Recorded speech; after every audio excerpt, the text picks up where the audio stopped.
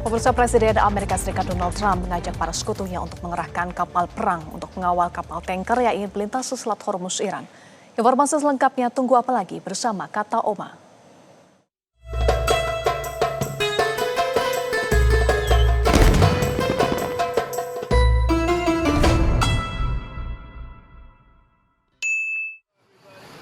Trump menyatakan telah menghubungi 7 negara untuk membantunya membuka Selat Hormuz. Namun hingga saat ini belum ada negara yang akan bergabung dalam koalisi Trump tersebut.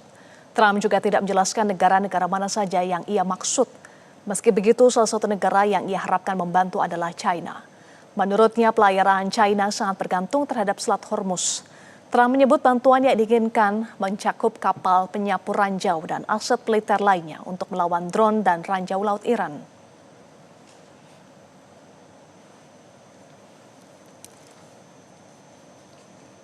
Which countries have said that they will help with these? Well, I can't say yet. It's a little early. I've contacted today and last night.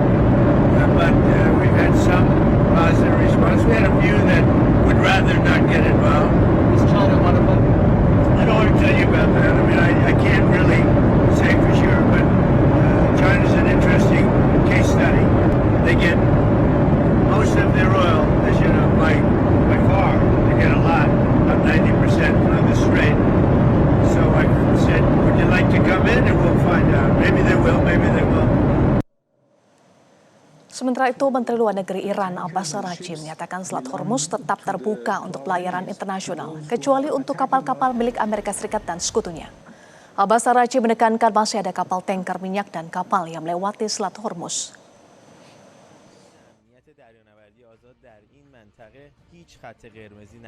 اینجا تکاوران در حال توقیف نفتکش متخلف در تنگه هرمز هستند. تمرینی برای حفظ امنیت تردد دیگر کشتی‌ها در تنگه هرمز. Fact, the Strait of Hormuz is open. It is only closed to the tankers and ships belong to our enemies, to those who are attacking us and their allies. Others are free to pass. Presiden Amerika Serikat Donald Trump meminta negara-negara Eropa yang tergabung dalam NATO, Jepang, dan China untuk membantu mengamankan dan membuka blokade Selat Hormuz oleh Iran. Apakah ini menunjukkan bahwa Amerika dan Zionis Israel sudah mulai kewalahan menghadapi Iran?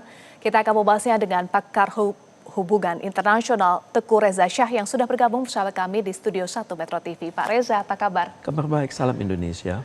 Salam sehat juga untuk Bapak. Terima kasih sudah bergabung bersama kami di Metro hari ini. Pak Reza, Presiden Amerika Serikat Donald Trump meminta bantuan dari sejumlah negara untuk membantu membuka Selat Hormuz. Apakah ini adalah bentuk frustasi Trump tidak bisa menghandle sendiri sehingga harus minta bantuan negara-negara lain? Tepat sekali. Target Trump kan Iran itu jatuh dalam waktu 4 hari kan.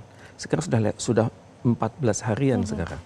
Dan terasa sekali energi Amerika Serikat terkuras, harga di dalam negeri energi naik, Israel sudah luluh lantak dan Iran tetap bertahan. Memang betul, Iran itu lemah di udara, lemah di laut, tapi Iran sangat kuat di peluru balistik. Dan ini yang akan difokuskan kepada siapapun yang mau mengganggu gugat reputasi Iran di Selat Hormuz tersebut. Amerika Serikat mulai mengajak ya beberapa negara tertentu untuk mengawal kepentingan Amerika dan juga mereka sendiri di selat tersebut kan. Harus diakui China punya ketergantungan tinggi. Ketergantungan China secara statistik atas Arab Saudi itu 14%, atas Iran 11%, atas Irak 10% dan atas Oman itu sekitar 7%. Jadi hampir 42-43%. Cina tergantung pada Selat Hormuz. Itu per tahunnya. Pada saat yang sama, Cina saya pikir tidak perlu membantu itu karena dengan apapun dengan yang terjadi saat ini itu bagi China itu business as usual, buat dia nggak ada masalah. Yang Amerika Serikat khawatirkan adalah kalau perang ini semakin lama kan, energi dalam beban ekonomi Amerika Serikat semakin menaik, kemudian reputasi Iran semakin menaik pula. Saya teringat pada statement pertama dari Ayatullah Khamenei, Ayatullah yang baru dilantik ya. Beliau Mujtaba Khamenei, beliau mengatakan umat Islam seluruh dunia agar menyatukan posisi mereka. Dan dia tidak lagi melihat ada sekat-sekat Sunni maupun Syiah. Jadi saya pikir yang dikhawatirkan oleh negara-negara Uni Eropa adalah terjadinya clash of civilization yang mungkin terjadi di Timur Tengah ini persis seperti ramalan Samuel Huntington sekitar 40 tahunan silam. Dan Eropa takut. Dan karena mereka juga berpikir bahwa Perancis kan mantan penjajah, Inggris mantan penjajah, Jerman mantan penjajah. Kalau mereka masuk lagi ke situ, berarti mereka memperkuat legitimasi yang sudah lama itu. Mereka tidak bisa dipercaya. Sampai situ dulu, Pak Reza, sampai saat ini belum ada sekutu yang mengonfirmasi untuk membantu, termasuk Inggris dan Prancis ya. Apa yang membuat permintaan Trump ini tidak segera direspon oleh negara-negara sekutunya? Karena mereka melihat ya, Trump ini adalah pelaku dari krisis di Iran saat ini, di Timur Tengah saat ini. Mereka melihat tanggal 28 Februari lalu kan. Itu pada saat itu Iran dan Amerika Serikat sedang ada perundingan. Perundingan hampir jadi, tapi dibatalkan oleh Amerika Serikat dan Israel lewat pemboman kan. Dan pemboman ini kan sangat berat ini. Itu melenyapkan nyawa sekitar ratusan penduduk Iran, terutama sekali anak-anak usia sekolah dan juga Ayatollah Ali Khamenei syahid pada hari itu kan. Dan ini menjadikan Eropa itu khawatir. Yang diperangi ini bukan angkatan bersenjata Iran, tapi seluruh masyarakat Iran yang merasa marwah kami yang sudah berada di muka bumi ini 4.000 tahun, mengapa harus dilecehkan oleh Amerika Serikat? Dan kami harus meminta negosiasi dengan mereka. Mereka lah yang mengawali penderitaan kami, mereka lah yang melanggar hukum internasional.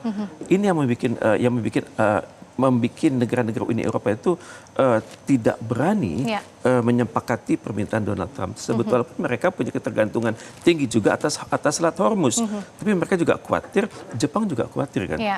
Karena bagi Jepang, angkatan bersenjata dia itu sesuai dengan pasal 9 dari konstitusi Jepang, itulah untuk mempertahankan diri. Jepang itu tidak memiliki angkatan bersenjata.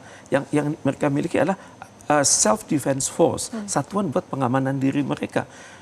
Dan kalau Jepang mendadak mengirim pasukan ke sana, itu akan melemahkan posisi pemerintah yang saat ini berkuasa di Jepang. Dan juga hal ini akan menciptakan bahaya karena ini menempatkan Jepang pada posisi serang. Bagaimana nanti Korea Selatan melihatnya, ini mitra saya. Kemudian juga bagaimana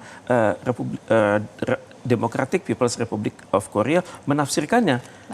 Dan akan menciptakan masalah baru di berbagai belahan bumi yang lain. Amerika yang memulai, kemudian Amerika yang meminta bantuan, lalu mengancam juga, Pak Reza, mengumbar ancaman kepada sekutu NATO yang akan menghadapi masa depan sangat buruk jika sekutu AS tidak mau membantu membuka Selat Hormuz.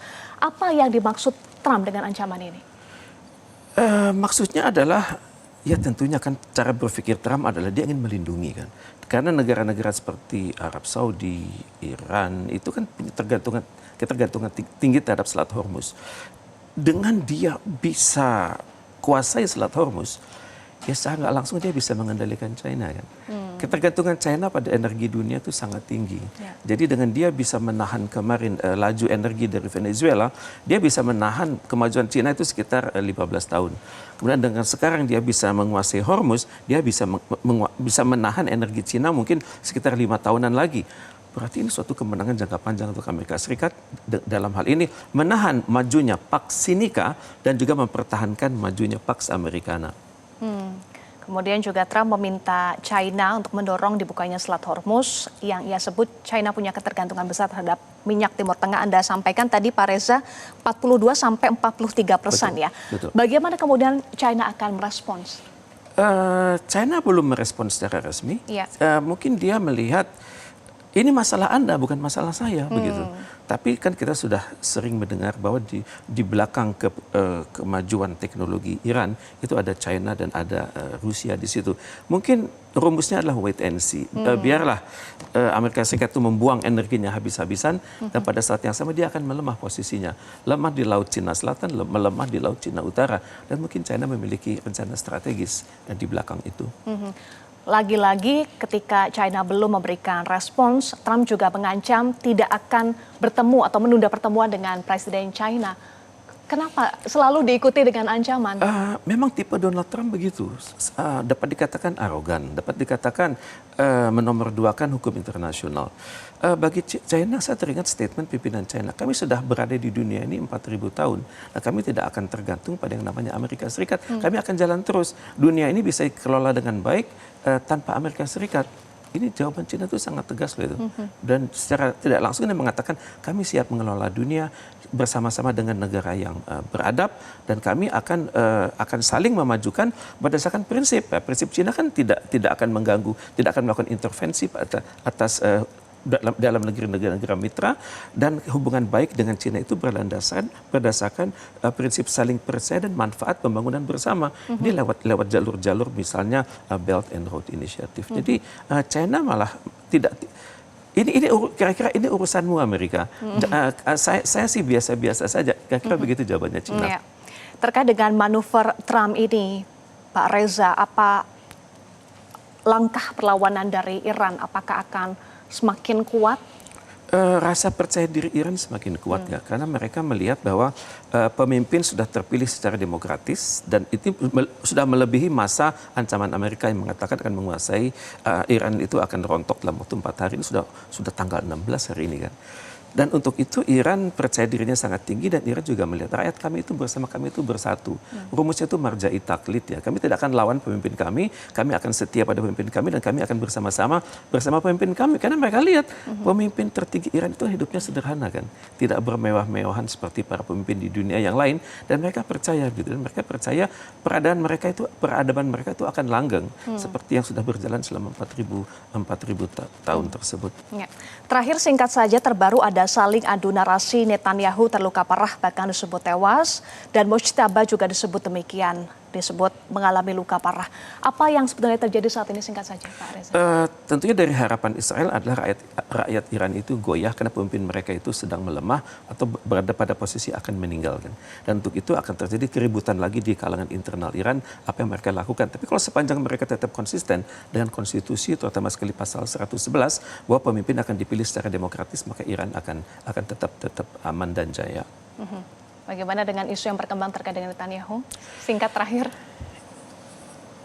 Information teknologi sudah berkembang sedemikian rupa, kecerdasan masyarakat juga sudah semakin tinggi, maka masyarakat mempertanyakan apakah yang di depan mata mereka itu Netanyahu betulan ataupun artificial intelligence. Waktu yang akan membuktikannya ya. Baik, terima kasih Pak Reza, pakar hubungan internasional Teguh Reza Shah sudah bergabung bersama kami di Metro hari ini. Terima kasih. Salam sehat selalu, salam Indonesia. Terima kasih. Jelajahi cara baru mendapatkan informasi. Download Metro TV Extend sekarang.